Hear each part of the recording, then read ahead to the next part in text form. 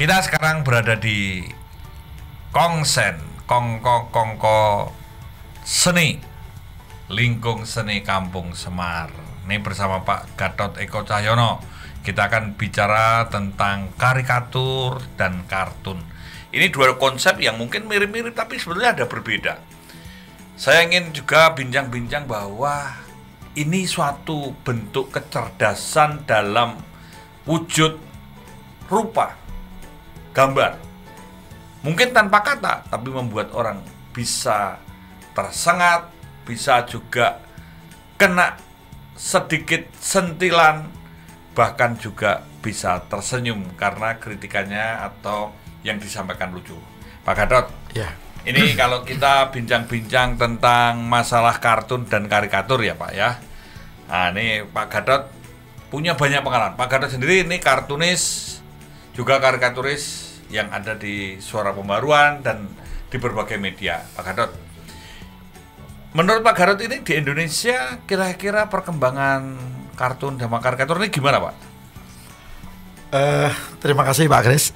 Ini satu pertanyaan yang menarik sekali menurut saya karena pembicaraan tentang kartun di Indonesia ini saya pikir juga akan selalu menarik karena kartun sebagai salah satu karya seni rupa yang pada awalnya muncul di panggung media cetak, Pak Kris. Jadi kartunis itu awal-awalnya memang berkembang di Indonesia pada karya-karya yang dimuat di media cetak. Jadi misalnya kartunis kita yang senior, terutama yang para maestro itu Mas G.M. Sudarta, Mas Pramono, Pak Dwi Gundoro. Nah itu tiga itu. Mereka karikaturis atau kartunis Pak? Ini golongannya tuh ya kartun atau ya sebutan kartunis sebetulnya boleh juga. Nah kadang-kadang karena mereka itu bikin karikatur di media, karikatur itu dalam arti editorial kartun opini. Itu karena mereka bekerja di media dan dimuat di media sehingga kadang-kadang masyarakat menyebutnya karikaturis. Tapi kartunis juga nggak apa-apa. Tapi juga ilustrator ya, memberi ilustrasi betul. Karena beliau juga menjadi ilustrasi. Jadi memang ada suatu konteks karikatur, kartun ini juga menjadi suatu ilustrasi. Betul, untuk menjelaskan sesuatu atau untuk membantu. Nah ini kalau salah satu tadi Pak Gatot sudah menjelaskan begitu ya. Yang paling mendasar menurut Pak Gatot bedanya karikatur sama kartun itu apa Pak? Yang paling mendasar? Jadi begini, kalau saya boleh bilang bahwa kartun itu kan dalam bahasa Inggris itu artinya kan gambar lucu Pak. Nah kartun itu gambar lucu. Jadi misalnya kayak katakanlah nih Donald Bebek. Nah itu kan gambar deformasi ya. Terus katakanlah itu. Nah itu gambar lucu, Scooby-Doo dan sebagainya tuh. Ada jenis kartun yang misalnya sebagai kartun opini namanya editorial kartun. Itu semacam Om Pasikong atau si Keong itu editorial kartun yang fungsinya adalah sebagai kritik sosial atau sebagai tajuk rencana bergambar. Itu di media bisa muncul seminggu mungkin 2-3 kali gitu kan. Biasanya juga menyoroti atau isu-isu penting yang terjadi. Isu-isu penting betul Pak. Jadi isu-isu penting yang patut dibikin headline gitu atau digarisbawahi atau untuk menjadi sorotan. Menjadi sorotan yang bisa dikritik. Biasanya berita-berita kepincangan Pak. Nah kepincangan itu yang harus dikritisi melalui editorial kartun. Karena kalau nggak ada kepincangan atau penyelewengan susah kita mengkritiknya. Berarti ini saya pernah nonton juga matinya tukang kritik itu. Tukang kritik mati itu setelah semua tertib. Berarti selama tidak tertib itulah hidupnya kartunis dan karikatur gitu ya Pak ya. Betul Pak. Jadi banyak plesetan-plesetannya. Karena memang dunia karikatur itu menurut saya dunia yang sangat menggembirakan gitu. Menggembirakan dalam arti itu kan sebetulnya kan hiburan juga Pak. Nah kalau kita jaya-jayanya melihat media cetak di tahun 80-an 90-an itu, kalau saya melihat di Kompas atau di Sinar Harapan selalu buka di halaman opini itu gambarnya dulu. Bukan isinya. Bukan baca, bukan tulisannya, tapi gambarnya itu lebih dulu. menyentuh dulu. Betul. Nah, kalau ini Pak Gatot tentang Pak Joni Hidayat gimana Pak? Ini Pak Joni Hidayat ini kan karyanya juga banyak. Beliau tuh sangat monumental loh menurut saya. Mereka tuh sampai di teka-teki silang pun ada tuh gambarnya Pak Joni Hidayat. Betul. Saya setuju Pak. Selain Pak Joni Hidayat, barangkali satu lagi si John. Si John. Si John itu kan majalah Gadis ya. Juga banyak ya, majalah Gadis. Dengan tokoh yang anak kecil pakai kain sama kiriknya yang jegok-jegok nggak jelas gitu tuh Pak. Betul. Joni Hidayat menurut saya lebih kepada kartun-kartun yang ide-idenya memang cukup gila ya. Apapun dia bisa bikin. Jadi sindirannya itu bisa dipahami oleh semua golongan masyarakat gitu. Itu Joni Hidayat itu luar biasa. Goresannya lugas dan banyak dimuat di media mana saja. Pos Kota contohnya ya. Pos Kota itu dengan oplah yang katakanlah dulu itu 500.000. Orang mau beli Pos Kota kadang-kadang juga hanya pengen baca kartunya, komiknya gitu loh. Nah itu Pak. Nah ini kalau zaman dulu ini juga ada Garpet Pak. Gareng Petro itu gimana Pak? Gareng Petro itu menurut saya itu ya guyon maton Pak, ala orang Jawa. Itu kalau nggak salah tahun 60-an Pak ya. 60 70 ya. Betul. Ada Indri, ya, ada macam-macam. Ya. Tapi itu dulu Pak. Sekarang zaman medsos ini, zaman virtual ini sebetulnya seni kartun menurut saya juga berkembang Pak. Banyak teman-teman kartunis muda yang mulai melakukan berkarya di dalam panggung virtual ini. Banyak Pak ini. Dan sudah mulai ya. Dan itu menurut saya suatu langkah kemajuan Pak, karena memang virtual ini kan panggung online, panggung internet yang bisa diakses oleh siapa saja. Nah ini kalau menurut Pak Gatot itu majalah-majalah yang berkaitan dengan kartun, humor, ini kok nggak umurnya panjang nih menurut Pak Gatot gimana nih? Ini sebuah dilematis juga. Penggemarnya banyak, tetapi kok dulu itu majalah humor itu selalu bangkit, stop gitu. Betul. Dan selalu tutup gitu loh.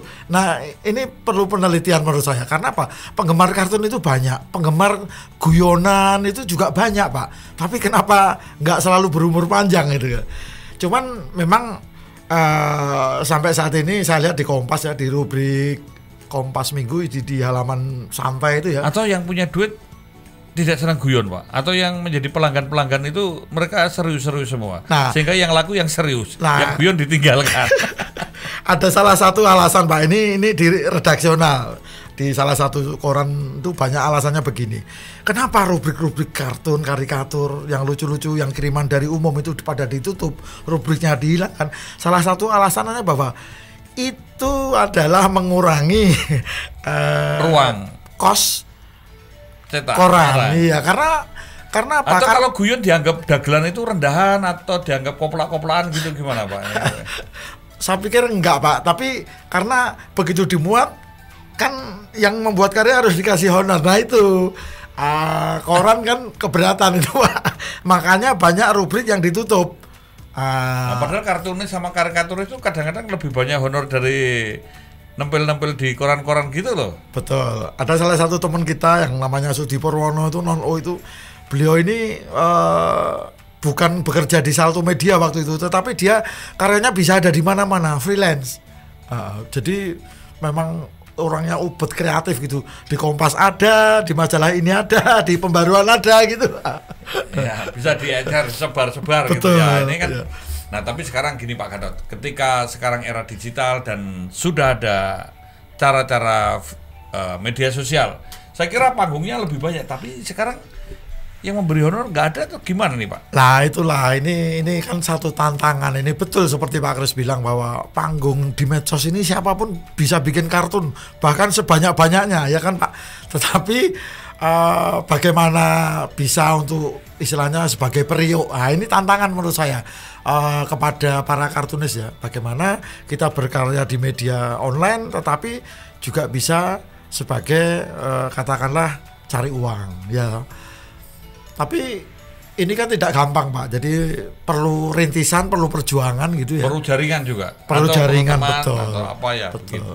Nah kalau menurut Pak Gatot nih, sekarang kira-kira di era new normal, nah kita nih ngambil era new normal ya, gara-gara COVID ini semua new normal, normal yang baru atau waras baru, ini berarti kartunis di era new normal ini menurut Pak Gatot gimana nih? Ini di era yang harus digital, harus sudah medsos. Ini supaya tetap ada di hati masyarakat, tetap banyak penggemarnya, atau juga ini lama-lama kalau untuk negakkan periuk aja nggak bisa, ini namanya ceting guling kan jadi kacau nih Pak. Nggak ada yang mau jadi kartunis sama karikaturis. Medianya aja pada banyak biarpet begini.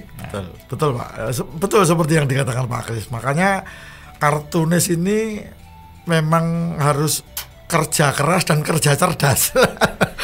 Artinya bahwa untuk hidup betul-betul militan dengan karyanya ini satu perjuangan. Banyak misalnya teman-teman kartunis yang independen ini yang tidak bekerja di media tertentu ya, media cetak maupun online, mereka rajin mengikuti lomba. Wah ya. Internasional maupun lokal. Ini akhir-akhir ini banyak nih lomba kartun lokal meskipun hadiahnya nggak nyampe 5 juta misalnya gitu. Tapi mereka juga dengan riang gembira ikut gitu. Ya saya pikir tujuan utamanya bukan sekedar. Sekarang gini Pak, ini tanggung jawab siapa nih? Kan kita sekarang jangan sampai ini kartunis, karikaturis juga mikir bisnis kan juga double mikirnya itu kan, yang nggak mampu, nggak ada kan susah. Ini apakah perlu ada pemikiran bagaimana Pak? Ini pemerintah ataupun pelaku usaha ini juga ikut memikirkan seperti ini? Atau akademisi Pak, ini kan jangan banyak teori terus, naik ngeritik, naik nulis tuh teori sampai panjang-panjang sampai pusing yang baca. Tapi ini rasa nguripi karena mereka juga sama-sama pusing. Betul. Menurut Pak Gatot gimana nih?